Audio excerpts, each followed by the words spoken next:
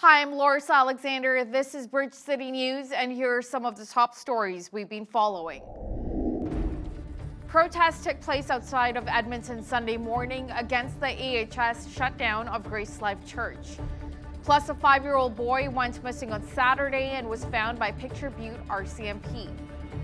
And a large solar facility near Medicine Hat is now fully operational. Your nation,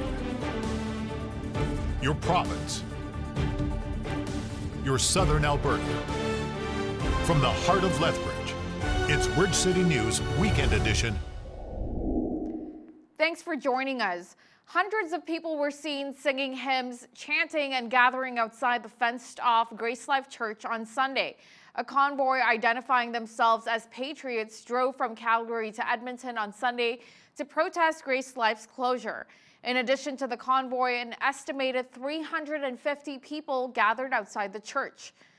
A series of chain-link fencing was erected Wednesday around Grace Life after its congregation met for months in violation of provincial COVID-19 orders. Alberta Health Services said it physically closed the building and will be preventing access to it until Grace Life can demonstrate the ability to comply with Alberta's Chief Medical Officer of Health restriction. The 5-year-old boy missing south of Picture Butte near the Oldman River has been found safe. RCMP say due to his prolonged exposure outdoors, he was taken to the hospital as a precaution. Coaldale RCMP responded to a call at approximately 1:50 p.m. on Saturday of a missing 5-year-old boy. The little boy's family was camping along the Oldman River south of Picture Butte. It is believed the boy wandered away to play by the river. The city of Medicine Hat pulled the plug on a $13 million concentrated solar power facility in 2019 after operating it for around 5 years. Officials said the small and unreliable contribution to the community's power needs did not justify the cost of the project.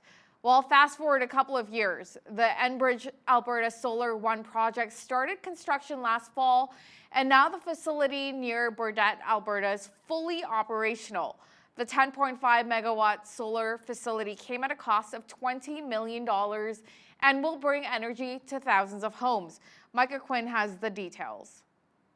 The facility will supply a small section of the pipeline's crude oil and liquids power needs, and the project is the first solar self-power facility for Enbridge and the company's first self-power initiative in Canada. So the energy that's generated from the solar farm will be used to power our main pipeline operations and with renewable clean energy. The project was a joint effort by Enbridge and the company Morgan Solar, and it's part of a bigger goal for Enbridge to generate net zero emissions by the year 2050. There's many pathways that we'll be taking to achieve this goal.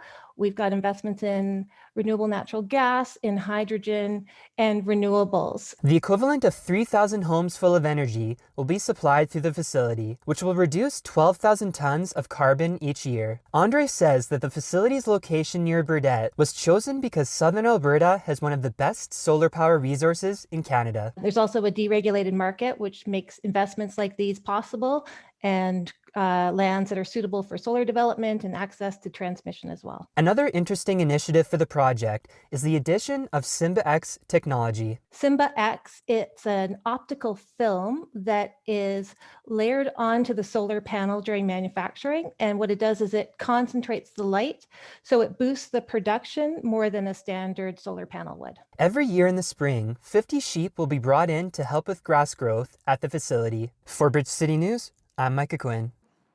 Sick kids at Ronald McDonald Houses in Alberta will receive a generous donation of slippers from an organization here in Lethbridge. As Micah Quinn explains, organizers say that this slipper drive is just another way of showing how people in our city are giving back in a special way. The Stitch It Forward Society of Lethbridge have sewn, knitted, and crocheted 400 slippers so far for sick kids in need. And I know I have about 6 more ladies bringing me slippers, so maybe we'll make the 500 mark. We are donating them to the Calgary Ronald McDonald House, and then they are going to distribute them for us. We have some volunteers in Medicine Hat going to donate straight there. And I have a lady in Edmonton who made 100 slippers herself, and she took them to the Edmonton Ronald McDonald House. There are 180 volunteers on the sign-up list for the society. So I send out an email and ask everybody if they would like to help us with the project. And we've had so many helpers this go around. I would guess probably 85 different people have helped. WALKEY says that the work that the Ronald McDonald House does holds a special place in her heart. Both of my kids were in NICU when they were born. So when the Ronald McDonald House put out a call for slippers, I was really excited to help them. They're great. They help so many people, and people come to them last minute in emergency situations with, nothing, whatever was in their car. So whatever we can help is awesome. The society will take the slippers up to the Ronald McDonald House in Calgary on April 10th and will live stream the handover. For Bridge City News, I'm Micah Quinn. Restaurants are ordered to close in-person dining once again as of last Friday, but patio service will still be permitted in Alberta. Takeout orders are still being allowed as well, but the Alberta Hospitality Association says those sales represent just 5% of the industry, and the closure of indoor dining once again could spell the end of hundreds more restaurants. We can no longer invite people into our dining room. They've allowed us to keep our patios open, which is a plus side, but it's definitely a blow that we didn't want to happen. We are a pretty large restaurant, so we have quite a few staff members.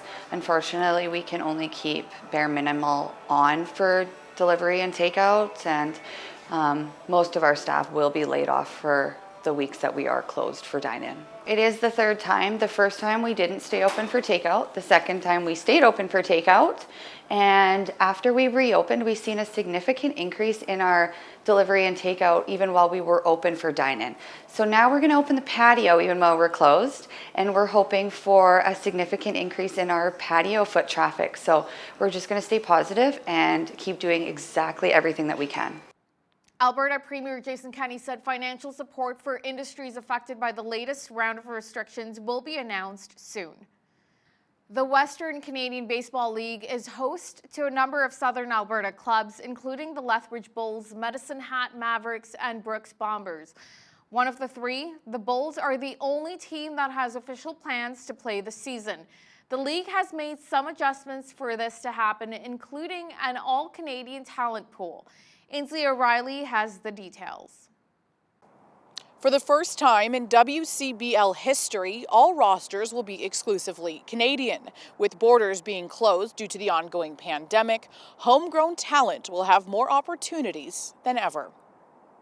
A lot of times they're kind of passed over for the American players simply because the players are American and there's kind of that stigma. Canadian players just get overlooked because of that stigma when there's a lot of talent here.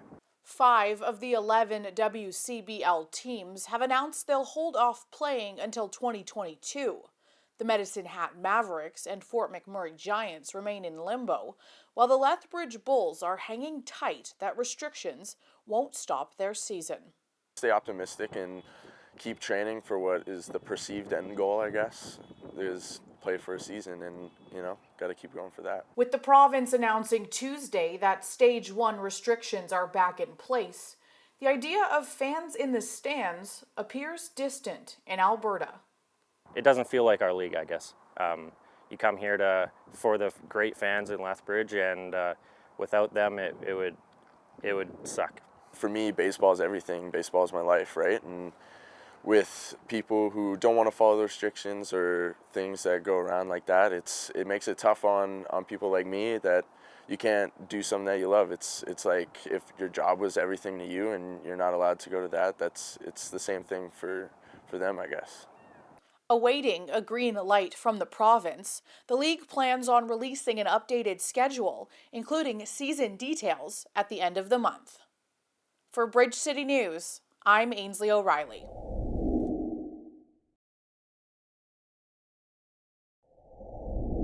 Recapping one of our top news stories. Hundreds of people were seen singing hymns, chanting, and gathering outside the fenced-off Grace Life Church on Sunday. A convoy identifying themselves as Patriots drove from Calgary to Edmonton on Sunday to protest Grace Life's closure. In addition to the convoy, an estimated 350 people gathered outside the church. And a look at weekend weather. Partly cloudy overnight with a 30% chance of flurries along with a low of -7. Wind chill -12 overnight. Skies clearing in the morning on Monday with a high of +4 degrees in the afternoon. Today's weather is brought to you by ColumbianDirect.com. Café Coffee, specialty coffee from our family to yours.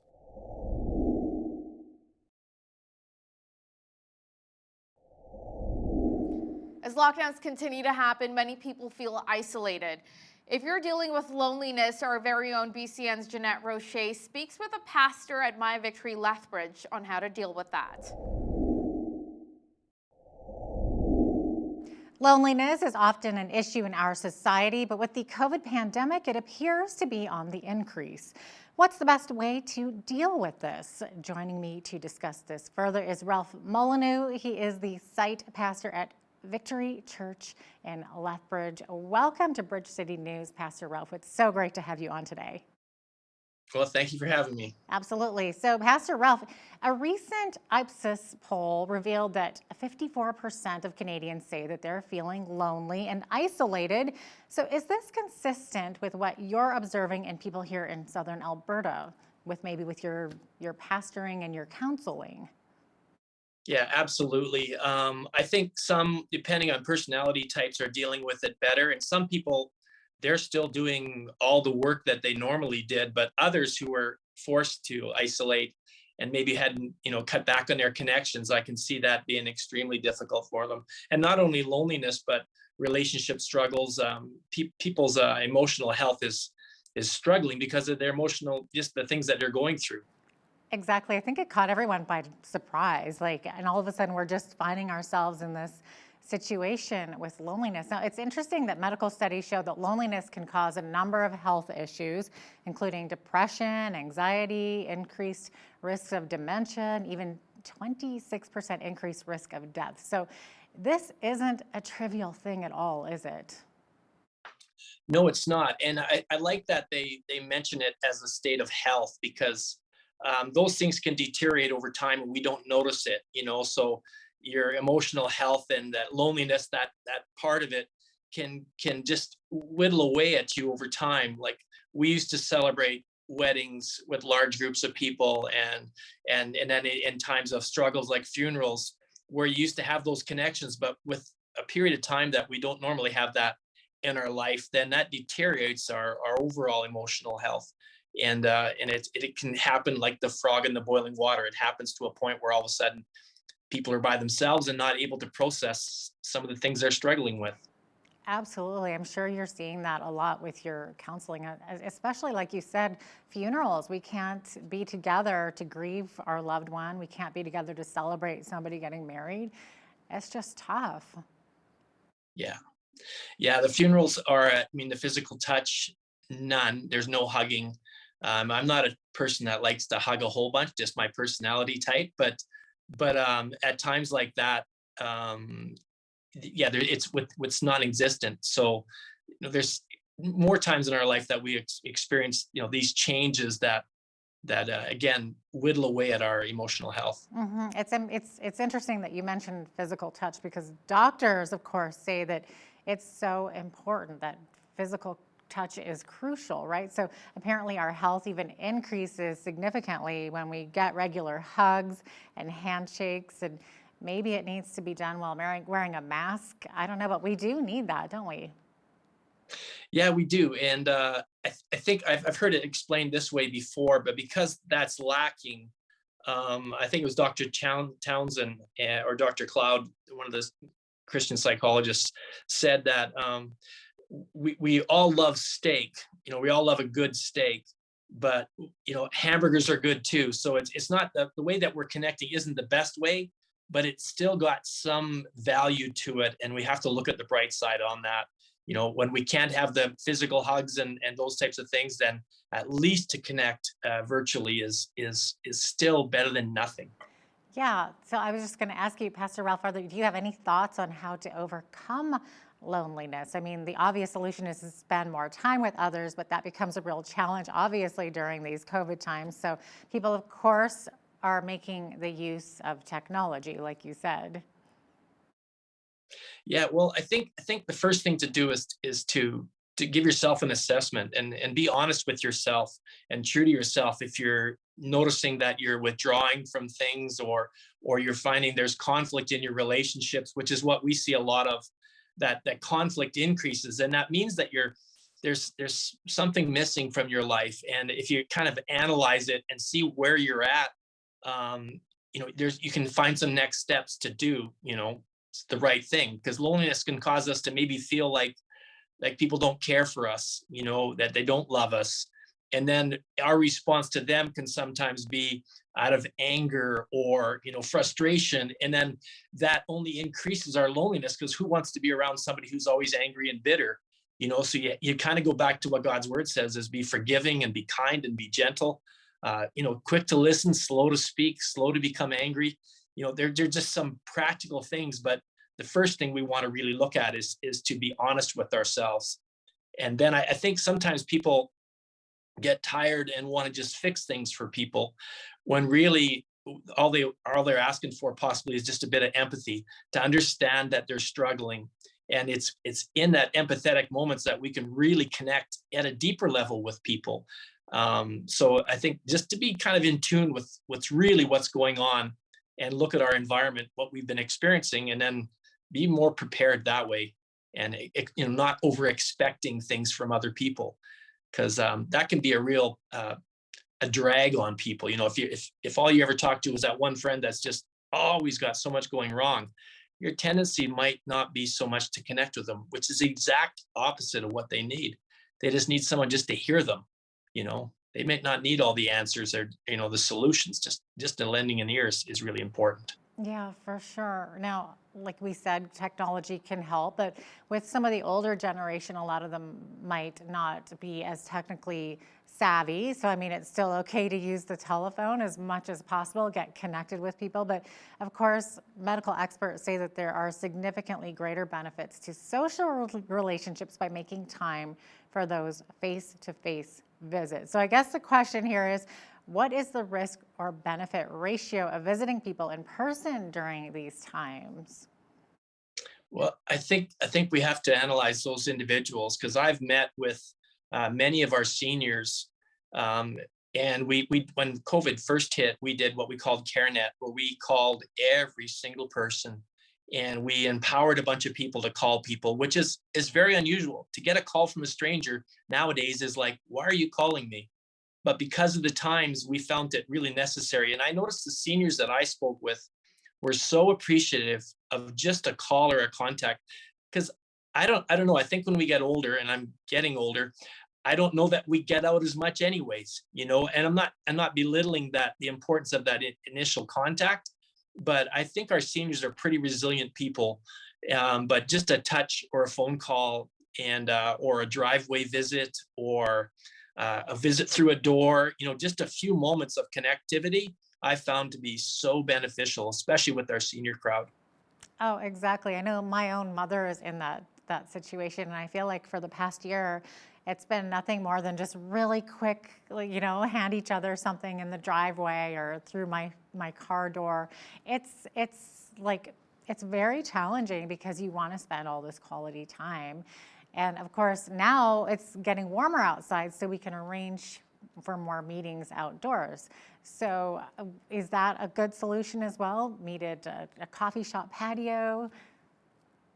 Absolutely. I've been doing a lot of Zoom counseling, mainly because to meet someone in person, if you're indoors, you should be wearing a mask. Yeah. But another thing I've been doing is walks, and there's multiple benefits from that. So you'll see me 2 or 3 times a week walking around Henderson, just connecting with somebody around, the lake here in our town, and or the coulees. And I think, again, if we look at it in a positive way, I just say, hey, how'd you like to go for a walk? And then the individuals typically go, yeah, I'm up for that. And then you're both, there's multiple benefits to that, but it feels good to be outdoors as well. But then to see their face, not behind a mask, is also really important. Oh, absolutely. Now, how can churches help relieve loneliness? Any thoughts on how to include people who are on their own? Well, we've just launched a Facebook campus, so there's much more connectivity during the service because what we found is many people were just watching the screen as a church, and you can watch a screen anywhere, but we were responding much more one-on-one in that aspect through our Facebook campus, which just launched. But we still invite people out, and then we watch that connectivity online and then ask them if there's anything. Just ask them if there's anything we can do, for them. They need a hand with something. Is it a physical need, or maybe it's finances or groceries or things like that. And then in that, we also have been inviting people to begin to serve because I found that many people wanted to be busy doing something rather than sitting in an empty house. So at that point, we said, well, let's empower you to do those care calls. And how would you like to connect with 10 people each week, just to see how they're doing, just a 10-minute conversation or 3-minute conversation. So to get people active, I think is a real key thing to keep the loneliness down because, we're made on purpose for a purpose. And when that changes, we need to get active and just say, okay, look, we're just not going to sit locked up. There's things we can do even in that state. And churches have been, I believe, instrumental in caring for that health of other individuals in our community through this whole deal. That's wonderful. Now, for disabled individuals, the loneliness factor apparently doubles, and that's something to keep in mind during these times, isn't it? Yeah, definitely. And I hats off to anybody who's caring for an individual because, in some cases it's a matter of life and death. But I think through the studies and things like that, we still did our Night to Shine this year, but we sent out the packages to everybody. So for each of those individuals, maybe within whatever the issues are, to receive that package in the mail and then to connect with them just virtually a little bit made a difference. So again, receiving, there's other ways we can connect with people through gifts and dropping a meal or, just a card or even, something that was special to them, that they feel loved. And I think that's really, really important for every individual. Yeah, absolutely. For our viewers that don't know, what are in the packages for Right to Shine? Well, in those, it was a crown, and I think they got some party favors, like, different items that they could kind of have a celebration together, because that was what it was. Night to Shine was a celebration, like almost like a graduation for them. And so that was what they would receive in their package. And then we just encourage them just to connect with a photo and send that back, to our team here. And then at least it was another event, different, but it was something that they got used to look forward to yearly, and that didn't stop. It just was different, that's all. Right. Now, what about for children? Any thoughts on how to get kids engaged and not to fall into that pit of loneliness or that pit of just all that screen time too? Well, you see a lot of people doing very unique things like drive-bys for birthday parties. I know both of my grandkids, we visited them through COVID at times, sometimes through a window or through, Zoom or, FaceTime. But you can get pretty creative in getting things, active with kids. But I also know that kids are really good at connecting online. They've done that for years, where they've got gamer friends and game tags that they are connected with, and that's, they're sitting in their basement, for hours on end. But I think the important part, what you mentioned, was how do you get them out? And as parents, like a scooter, a skateboard, any kind of gift that gets them outdoors is probably the best for them right at this time. Yeah, absolutely. I know it's ironic because we want to keep our kids off the screen. There's too much screen time going on. But during COVID, like you said, it's a great way for them to connect. So you almost are kind of almost thankful for all that screen time. They can connect with other communities, like you said, gamer communities and whatnot. But absolutely exercise and get outside now that it's springtime, especially, right? Yes, exactly. And then, of course, where would we be without the Word of God, right? Seeking His presence. That's very true. I'm going to share a little scripture with you guys. 1 Peter 3, it says, who's going to harm you if you're eager to do good? But even if you should suffer from what is right, you are blessed. Don't fear threats. Do not be frightened, but in your hearts, revere Christ as Lord. Always be prepared to give an answer to everyone who asks, and give a reason that the hope that you have. And that's one thing we can share during this whole season and continue to share, is that we do have the hope of Christ in our lives. And he has a purpose for us. And if you want to partner with an organization, I think that's a really good way to battle loneliness, is to get out and help someone else who's also in need. And you're likely to make a connection that way if you're empathetic to their situation, and you're managing your own personal mental health as well. But I think this is a real time for the church to shine and care for our communities. Absolutely. Thank you so much for being with us today, Pastor Ralph. We really appreciated having you on. My pleasure.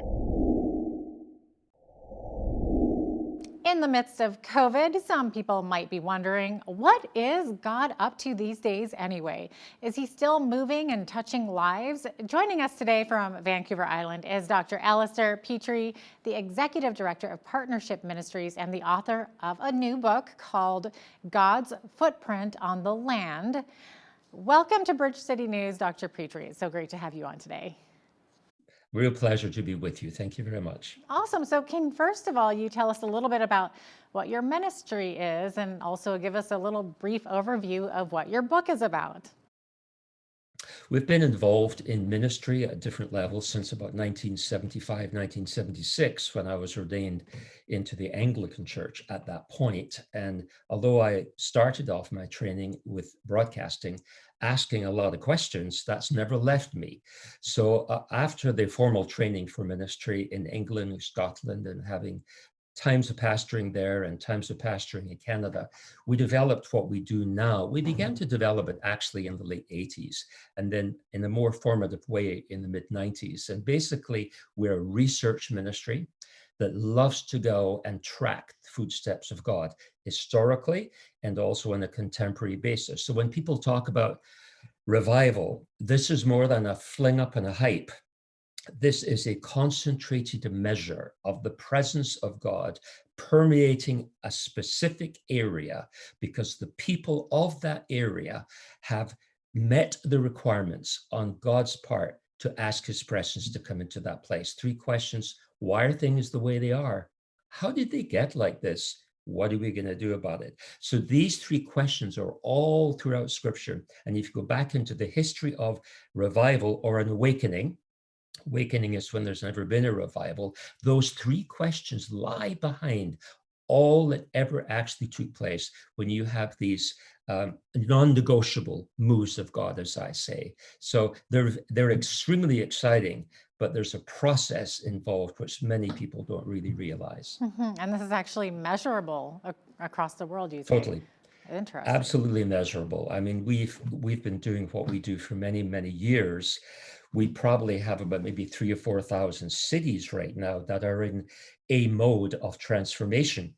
Secular news never talks about that because they don't have the vocabulary, they don't have the specificities for it, because how do you describe something spiritual that has a tangible physical cause and effect? But behind the scenes, I mean, you're in a broadcast studio, people don't see what's going on behind the scenes.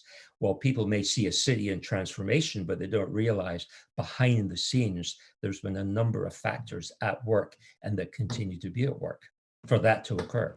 Fascinating. Now, some of what you write in your book may be a bit controversial in that you believe that while most Christians would agree that God owns everything, including the land that we live on, but you also believe that God can curse the land. Can you explain how this works?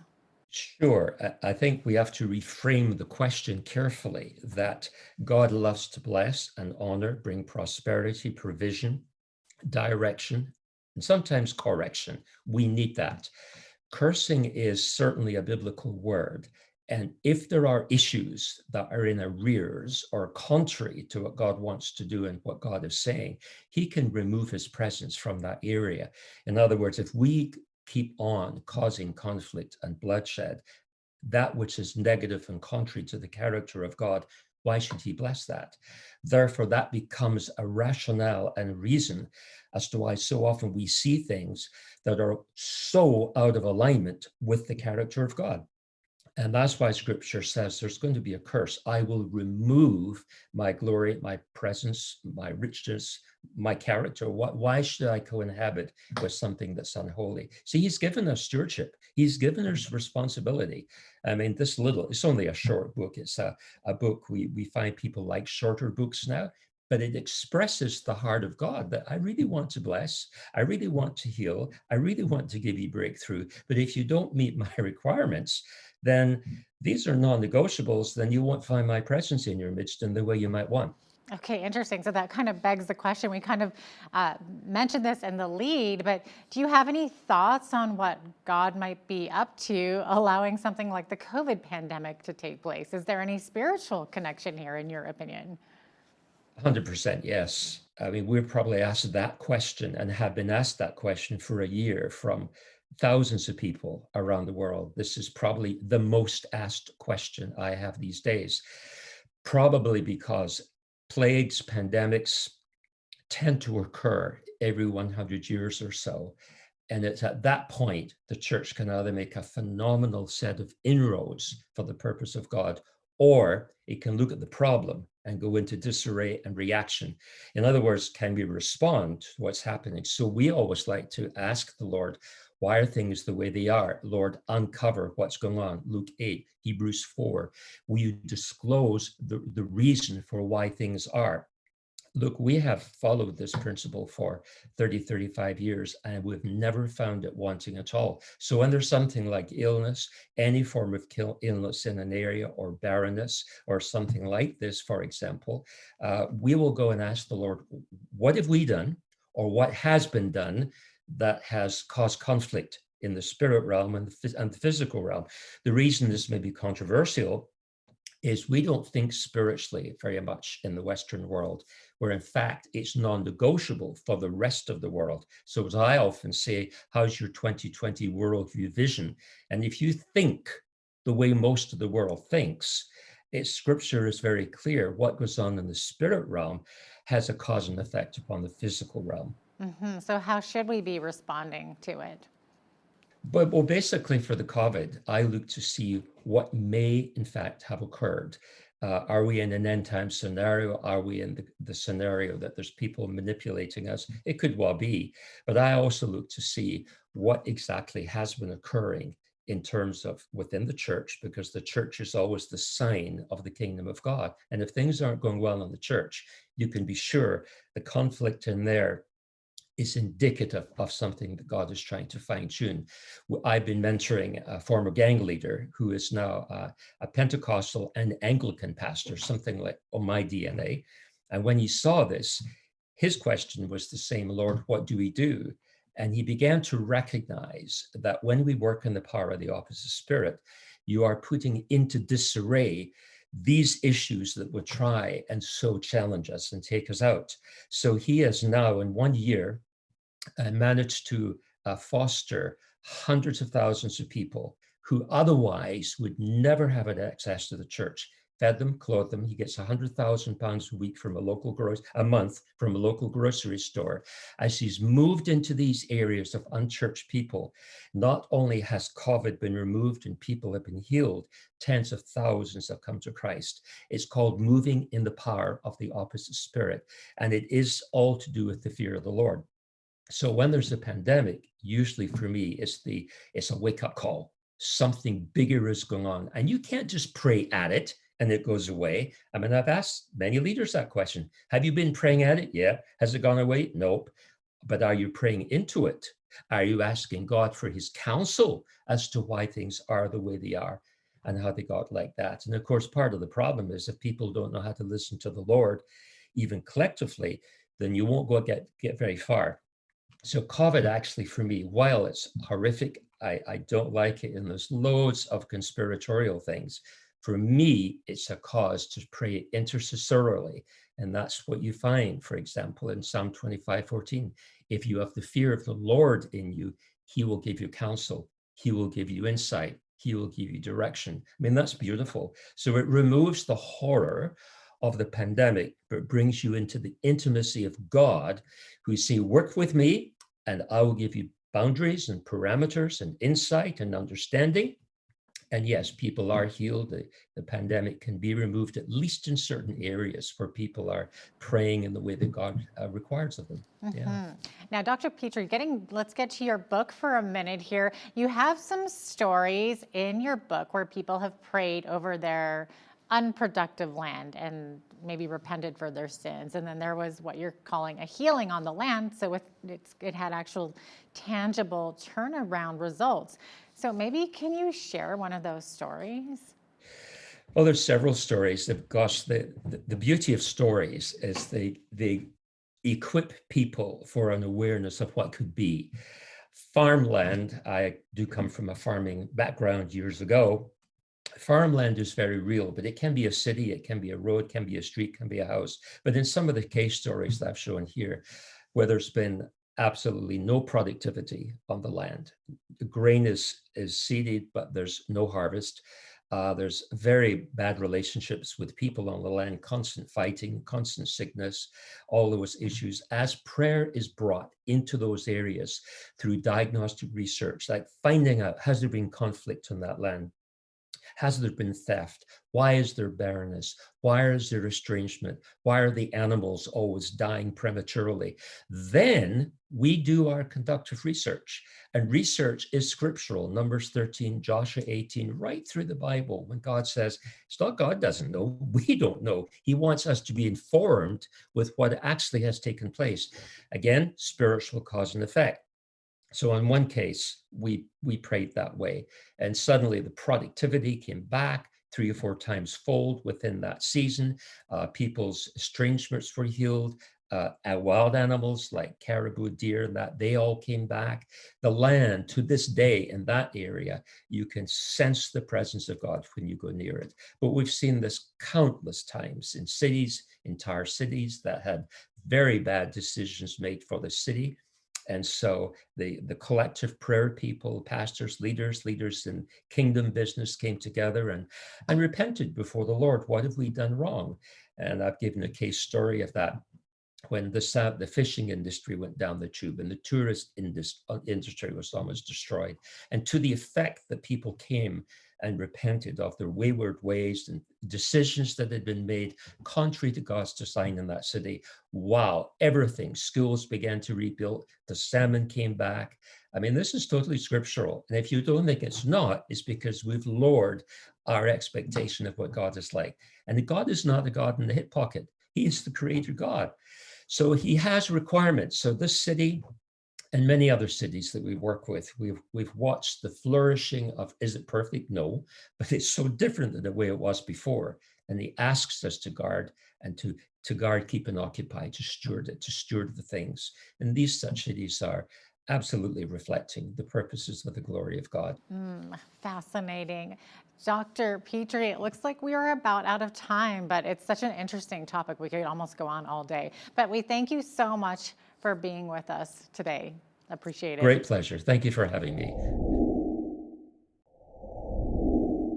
Well, we all want to be in great shape and have nice bodies, so we try fad diets and start to exercise, but often it doesn't last long before we give up. How can we find a way to get fit, stick to it, and stay fit? Joining us today to chat about this is Shane Garner, owner of Anytime Fitness, right here in Lethbridge. Welcome to Bridge City News, Shane. Perfect. Thank you very much for having me. Excited to be here. Yeah, of course. So first of all, can you tell us a bit about what kind of a gym Anytime Fitness is? Do you do personal training or do you do classes? Absolutely. So we're a commercial gym. We're located at 338 University Drive West. So that'd be right across the street from Save On Foods on the west side. We're a commercial gym with 24-hour access. We offer memberships, personal training, group training, supplements, and nutrition programs. And really the thing that we try to differentiate ourselves from other commercial gyms is we're the club that coaches, cares, and connects. And what that means basically is when someone comes through the front door, there's resources available regardless of skill level. So if you just come through the front door and you're good to go and you just want to work out, obviously that's great. We can accommodate you. But if somebody comes in and maybe they've never stepped foot into a gym and they need all the resources that we can offer, that's perfect too, because we have a platform that can assist them. And really that's it, right? Is we try to be a club that can accommodate all skill levels, because sometimes coming to the gym is quite scary and it's intimidating, and we just try to remove that whole aspect of that. Yeah, absolutely. So what age groups are able to participate with you? Anywhere from 14 to unlimited. And we really do see, being on the west side, we see all age groups, all demographics, all body sizes, all body shapes, all different levels of experiences. And that's really what we are. We're the neighborhood gym. So in saying that, we get the neighborhood. That's awesome. Now, I'm guessing that it's been a financial challenge for gym owners with COVID restrictions in place. So as someone who sees this firsthand every day, would you say gyms are at least as safe as shopping at local grocery stores? Well, obviously I'm a bit biased, but for the general public that maybe don't know what all goes on, I would say obviously yes. The reason I'd say yes is because of the level of cleanliness and safety that's been regulated by the government for us, but also because of the standard that members expect from us. So with so much media coverage on what's going on, I mean, the expectations are very high for us to conduct ourselves in a professional manner. We've always prided ourselves on operating a really clean, organized, tidy gym, but with the COVID restrictions coming onto the scene, obviously things have been heightened to another level. And I mean, members already wipe equipment, before they use it, after they use it, but really it was the education on our staff to accommodate the new regulations. So, I mean, our staff members are sanitizing high touch points every 45 minutes, like handles, railings, that kind of stuff.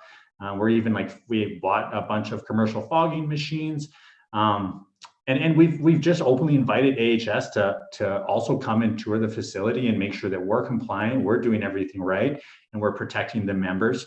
And I mean, for us, we had over 25,000 visits over a 6-month period, and we've had no COVID-related cases. So I mean, we're doing our very best, and I mean, the industry as a whole is doing quite well as well.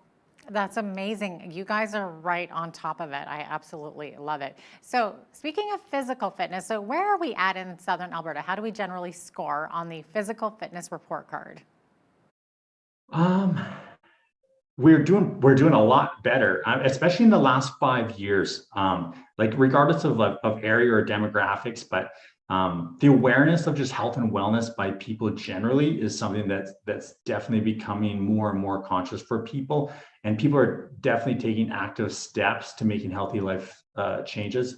And then those are obviously, from the extreme all the way to, I mean, a lot of people are just starting to move, right? They're just becoming conscious that they can no longer live this lifestyle and they need to improve it. And they're making small, subtle changes that are, definitely a step in the right direction.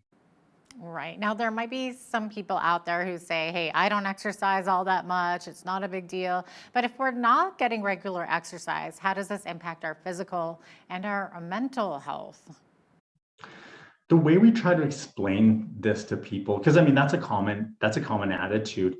I mean, first and foremost, like the human body, I mean, just as a system, I mean, it's made to move, right? It's made to lift and walk and stretch and be under load. I mean, it's not really made to sit in a chair for 8 hours a day. It's not made to eat all the processed food, which is really common in the lifestyles we live today.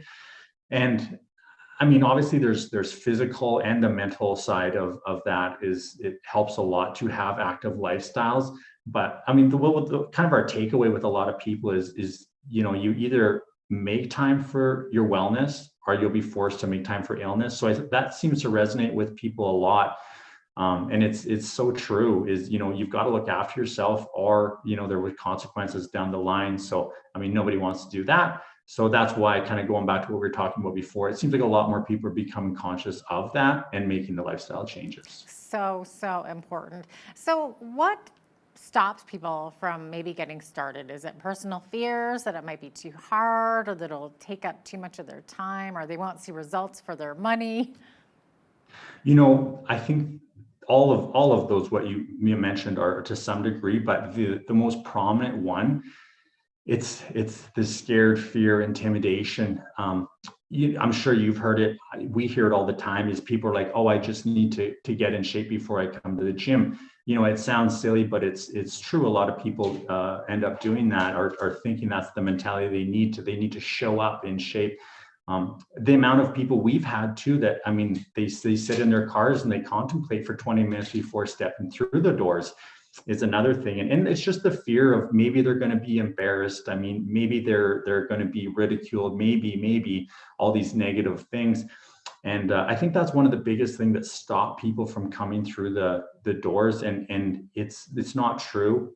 When people come through the front door, most commercial fitnesses, obviously Anytime Fitness, but I think most people would be surprised at how accommodating most commercial fitness facilities are. And when they do come through the front doors, even if they are scared, intimidated, maybe they've never set foot in a commercial fitness center, is they all are quite accommodating regardless of skill level. And they usually can accommodate you with a variety of products. So it's really just that getting yourself through the door is the hardest part. I think you're right. I think that intimidation factor might be what it is, because you picture a gym with all these beautiful buff people, right? And if you think, well, that's not me, yeah, I totally understand that. But I've been attending gyms for all my life, and for the most part, like I've never seen anyone really look down on anybody else. So, and as you know, like, I mean, the majority of people that are working out, I mean, they're just normal people, right? People get the mental image that there's just a bunch of tan, jacked, beautiful people. Exactly. But yeah, it's not the case. It's just everyday normal people like you and I, just trying to get in better shape. Absolutely. Now, what do you recommend for someone who wants to just get started and who wants to keep it simple? It depends on the obviously the level of experience and level of current physical activity and all that. But I mean, just average Joe, just looking to get in better shape and maybe have never entertained an active lifestyle, it's really just moving. Just start moving. A recommendation we always make for people that are just starting to get into it is everyone carries a cell phone around them. It already usually tracks your steps for you. And even just tracking your steps is a step in the right direction. For most people that are just getting into it, is we tell people to aim for about 3,500 steps a day. Maybe if you're a bit more advanced, then shooting for 5,000 steps a day.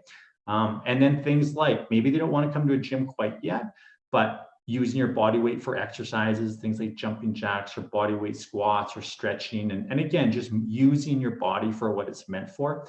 And of course, making healthier food choices is another one that we would recommend. Right, absolutely. And that's all stuff you can do in the privacy of your own home too. Absolutely. Yeah, I love that. Now, how important is the cardiovascular part of an exercise plan, and what would be some good alternatives to running for those that might have some joint issues? For the jogging, because that's another one, right? Where people think, well, I'm gonna get in shape, I'll start running. And running is quite advanced for the majority of people.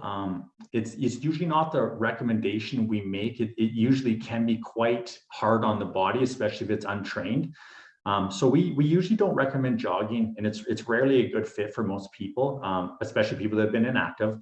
But other alternatives, like I said, would be like walking is a really good start. Walking with an incline, if you do have access to a treadmill, is a really good start to start challenging yourself.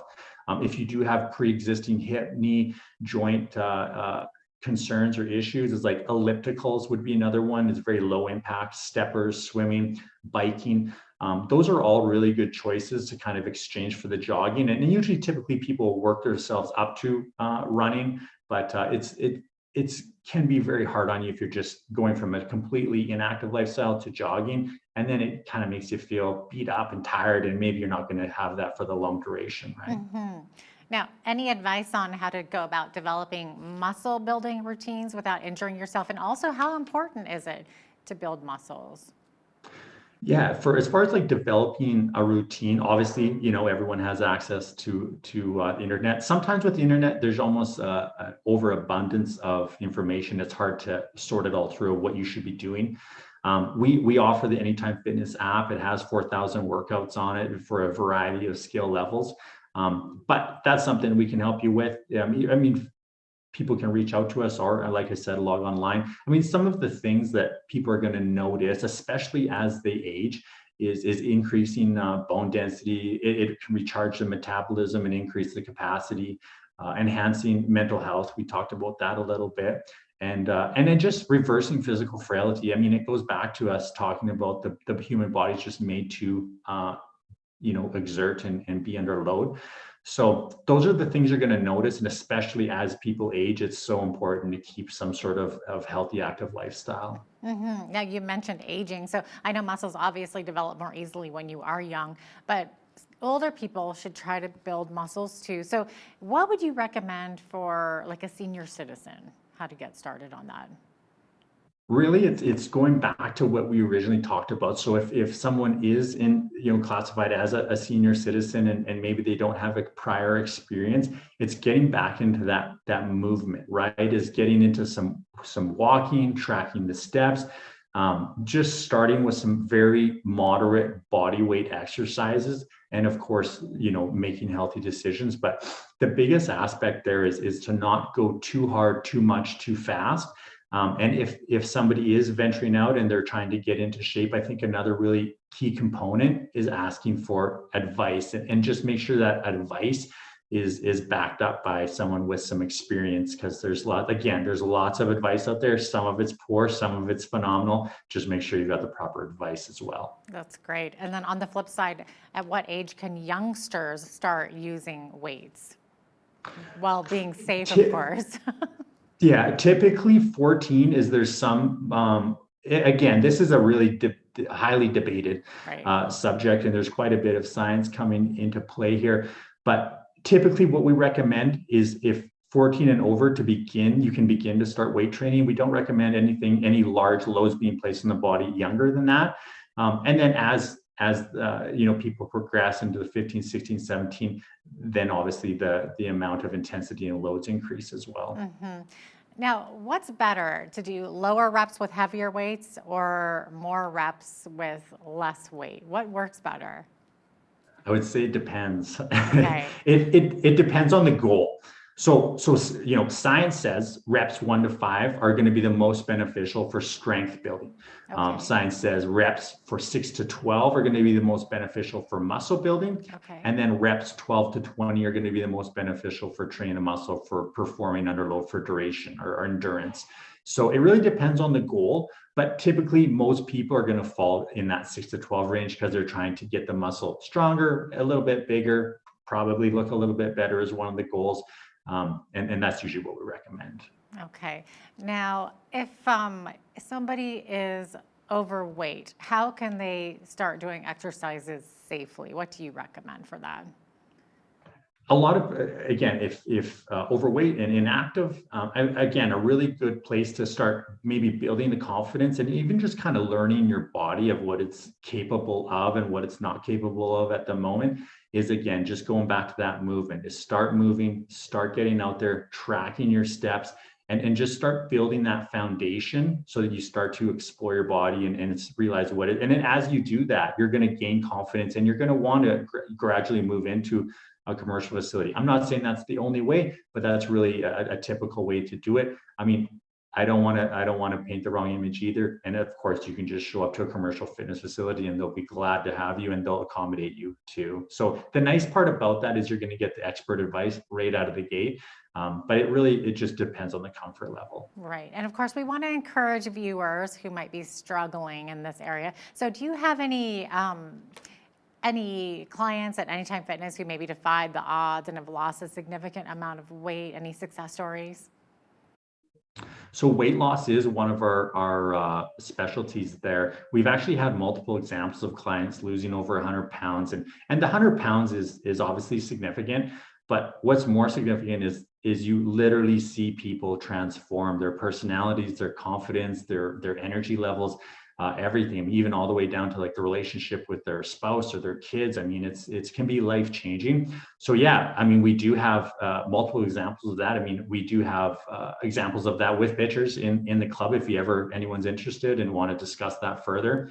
Yeah, it's really, I just can't get over how that's one of the most exciting aspects of being part of this. That's amazing. It looks like we are out of time, but thanks so much for being with us today, Shane. Shane Gardner is the owner of Anytime Fitness here in Lethbridge. We appreciate having you on. Thanks for having me. I'm Jeanette Roche on behalf of all of us here at Bridge City News. Thanks for watching.